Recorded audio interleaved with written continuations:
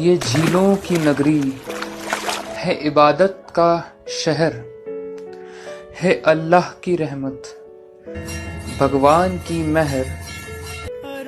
अल सुबह ये फज्र की अजान से है जागता, शंखनाद सांझ की है लालिमा संभालता। इस शहर की हर गली में गूंजती है शायरी, कैफ की नज़में कही और बद्र की परियां कहीं। ये शहर महबूब है और चाय इसकी दिलरुबा, जाफरानी पान की खुशबू से तर इसकी हवा। रक्त है इसके बदन में सबसे ज्यादा म्यूजियम, किस्सों का है तजुर्मा, मैं जितने कह दूं उतने का। नमस्कार, आदाब, मेरा नाम सजल सक्सेना है और मैं लेकर आया हूँ भोपाल से जुड़े कुछ मजेदार किस्से। चलिए शुरू से शुरुआत करते हैं। यूं तो भोपाल हर काल में अपनी विरासत के कारण अपनी पहचान बनाता आया है। इनमें से ही एक है भीमबेटका, एक सबसे पुरानी और एक अनोखी विरासत जो कि भोपाल शहर से महज 46 किलोमीटर की दूरी पर स्थित है। 12,000 साल पुरानी ये भीमबेटका की गुफाएं 600 से भी अधिक हैं। भीमबेटका शब्द भीम बाटिका से बना है। इन गुफाओं का नाम महाभारत के 5 पांडवों में से एक भीम के नाम पर रखा गया है। भीमबेटका का अर्थ है भीम के बैठने का स्थान। डॉक्टर वीएस वाकणकर, जो कि एक प्रख्यात पुरातत्वविदों में से एक हैं, उन्होंने 1958 में इन गुफाओं की खोज की थी। इन चित्रों में हमारे पूर्वजों की रोजमर्रा की जीवन शैली और दैनिक गतिविधियां, जैसे जन्म, दाह संस्कार, नृत्य, धार्मिक संस्कार, शिकार के दृश्य आदि दिखाया गया है। वर्ष 2003 में इन पाषाण आश्रयों को विश्व विरासत स्थल घोषित किया गया था। ऐसी ही दूसरी प्राचीन और धार्मिक महत्व रखने वाली मशहूर धरोहर है सांची के स्तूप। जी हाँ, जिसकी उत्कृष्ट कला की प्रशंसा करते हुए पूर्व राष्ट्रपति डॉक्टर राधाकृष्णन ने कहा था कि सांची के तो पत्थर भी बोलते हैं। इन स्तूपों को मुख्यतः अशोक ने 3री शताब्दी ईसा पूर्व बनवाया था। ये भोपाल से पूर्वोत्तर में 46 किलोमीटर की दूरी पर स्थित है। वेदिस या विदिशा के कारण इसे बौद्ध साहित्य में वेदिसगिरी कहा गया। स्तूप नंबर 1 के अनुसार इसका नाम काकनाथ बोट भी हुआ करता था। स्वतंत्रता से पूर्व लोग इसे मामा भांजे की बारात समझते थे, जो देव प्रकोप से पत्थर की हो गई थी। वो तो 1857 में अलेक्जेंडर कनिंगम ने खुदाई करवाकर सही जानकारी दी, तब जाकर सांची के स्तूप अपनी खोई हुई पहचान वापस पा सके। फिर कहीं जाकर ये 1989 को यूनेस्को साइट बने। चलिए अब मैं आपको लिए चलता हूँ एक ऐसे मंदिर की ओर जिसे पूर्व का सोमनाथ भी कहा जाता है। जी हाँ, मैं बात कर रहा हूँ भोजपुर या भोजेश्वर मंदिर की, जो राजधानी भोपाल से 32 किलोमीटर की दूरी पर स्थित है। इस शिव मंदिर का निर्माण परमार वंश के प्रसिद्ध राजा भोज ने 11वीं शताब्दी में किया था। हाँ, कथाओं के अनुसार इस मंदिर का निर्माण पांडवों द्वारा हुआ, ऐसा भी बताया जाता है। इसे दुनिया का सबसे बड़ा शिवलिंग माना जाता है, जिसकी लंबाई 12 फीट बताई जाती है, और जो पत्थर के साथ ये संपूर्ण शिवलिंग की लंबाई 18 फीट हो जाती है। भूगर्भ वैज्ञानिक बताते हैं कि शिवलिंग को एक ही चट्टान की मदद से बनाया गया है। इसे भारत में सबसे पहले गुंबदीय छत वाली इमारत भी मानते हैं। ये एक विशाल और एक अधूरा शिव मंदिर है, ऐसा माना जाता है।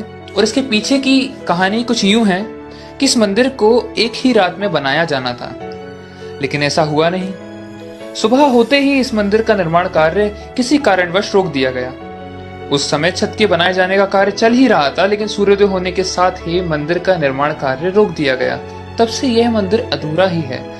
इसकी विशेषता यह है कि गर्भगृह की अधूरी बनी छत 40 फीट ऊंचाई वाले 4 स्तंभों पर ही टिकी है।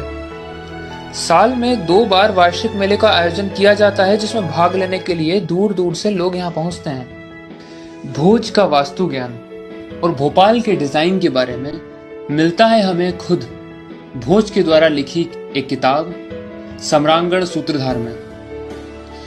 इंडियन नेशनल साइंस एकेडमी की एक रिसर्च में हमें पता चलता है कि 1000 साल पुराने नक्शे पर देश के शायद ही किसी और शहर को इतने वैज्ञानिक ढंग से बसाया हो जैसा भोपाल को बसाया था। उस समय का ये शहर जुमेराती गेट, पीर गेट, इब्राहिमपुरा और इतवारा के बीच हुआ करता था। बड़े तालाब के पास ये शहर कैसा हो, सड़कें, चौराहे कहाँ और कितने हों, चारों तरफ से ये कैसे सुरक्षित हो, दरवाजे कितने कहाँ, इसका पूरा डिजाइन खुद राजा भोज ने ही बनाया था। उस वक्त का भोपाल 12 दरवाजों के साथ एक 4 दीवारी से घिरा हुआ था। तब शहर के बीचों बीच था आज का चौक बाजार। यूं तो भोपाल से भोजपुर के बीच ऐसी कई बनावट आज भी नजर आती हैं, जिनका निर्माण भोज के समय से ही हुआ। खुशकिस्मती ये है कि भोपाल आज भी अपने वही डिजाइन में देखने लायक है। भोज के समय छोटा तालाब नहीं था। बड़े तालाब का पानी शहर के चारों तरफ खाई में होकर बहता था। अब चूंकि बड़े तालाब की बात हुई ही है तो देखते हैं इसके बनने का कारण। इसे भी राजा भोज ने 1000 साल पहले बनवाया था। इसके पीछे की कहानी ये मानी जाती है कि राजा भोज कुष्ठ रोग से पीड़ित थे। उन्हें सलाह दी गई कि वे 365 जलाशय या नदियों के पानी में स्नान करके शिव जी की आराधना करेंगे तो वे इस रोग से मुक्त हो जाएंगे। इस उपाय के लिए उन्होंने बेतवा में मिलने वाली नदियों का अध्ययन किया और 3 डैम बने। पहला बेतवा नदी पर जो भोजपुर में स्थित था, दूसरा कोलांस नदी जो बेतवा की एक सहायक नदी हुआ करती थी। कमला पार्क के नीचे वाला बांध यही है आज। तीसरा कलियासोत नदी पर। इनसे मिलकर बना भीमकुंड। भीमकुंड भोपाल से भोजपुर तक फैला था।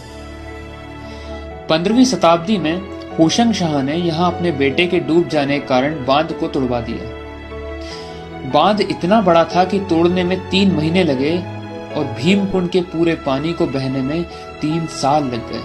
और आज का बड़ा तालाब 32 वर्ग किलोमीटर के क्षेत्रफल में सिमट कर रह गया। भोपाल के कमला पार्क के पास है कमलापति महल, जो गोंड राजा निजाम शाह और उनकी पत्नी कमलापति ने गर्मियां बिताने के लिए बनवाया था। इस महल की खासियत ये थी कि उस समय इस पर कृत्रिम वर्षा कराई जाती थी। दरअसल पानी को पाइप से लिफ्ट किया जाता था और कमरों के झरोखों के सामने इस तरह खोला जाता था जिससे अंदर बैठे व्यक्ति को बाहर बारिश का आभास होता था।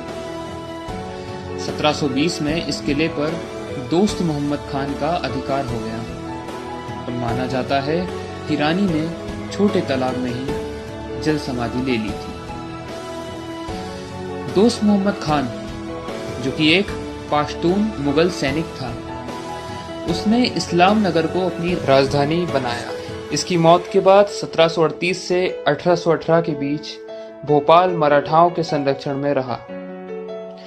1818 में तीसरे आंग्ल मराठा युद्ध के बाद ये अंग्रेजों के संरक्षण में आ गया। उस समय भोपाल की पहली बेगम नवाब 18 साल की कुदसिया बेगम हुई, जिन्होंने गौहर महल बनवाया, जो मुगल और हिंदू स्थापत्य का शानदार नमूना है। इनकी मौत के बाद सिकंदर जहां बेगम ने भोपाल की गद्दी संभाली। उनकी बेटी शाहजहां बेगम लिखती हैं अपनी किताब में, 1857 की क्रांति के दौरान दिल्ली की जामा मस्जिद बंद कर दी गई थी। उस समय सिकंदर जहां बेगम शाहजहां बेगम के साथ दिल्ली गईं। मस्जिद देखी तो ताला लगा था। ताला कुछ देर के लिए खुलवाने भर की इजाजत मिली। उन्होंने सोचा, अब अल्लाह के घर जाने के लिए भी किसी की इजाजत मांगनी पड़ेगी क्या। तब सिकंदर जहां बेगम ने जामा मस्जिद की हूबहू मस्जिद भोपाल में बनवा दी। ये मस्जिद मार्बल से बनी थी और चांद की रोशनी में इसके गुंबद मोतियों से चमकते थे, जिससे इसका नाम पड़ गया मोती मस्जिद। इतिहासकार बताते हैं कि इसको बनाने के लिए लोगों ने खुद से अपनी जमीन दी थी।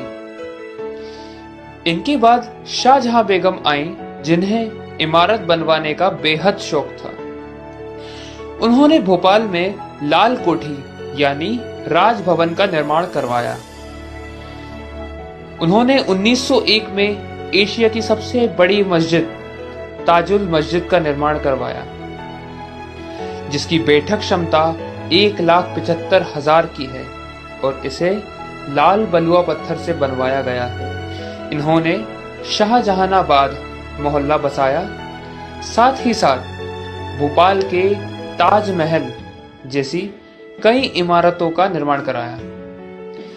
इसके बाद इनकी बेटी सुल्तान जहां बेगम 1901 में आई, जिन्होंने भोपाल की सदर मंजिल का निर्माण कराया।